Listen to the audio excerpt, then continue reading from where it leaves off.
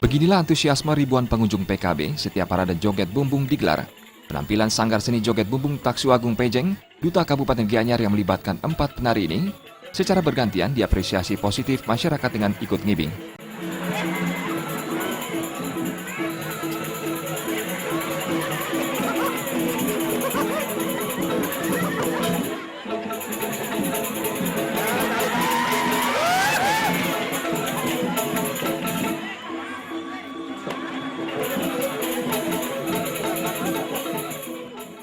Untuk sekarang kami tampilkan 4 penari joget ya.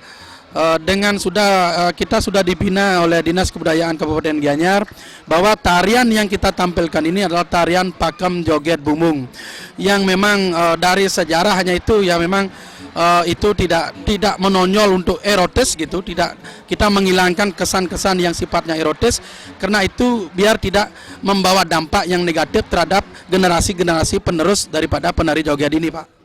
Pembina Sanggar Seni Taksu Agung, Anagung Gede Agung mengatakan, penampilan kesenian joget ketiga dalam ajang PKB ini selalu menjaga pakem joget bumbung sebagai sebuah upaya pelestarian tari pergaulan di Bali.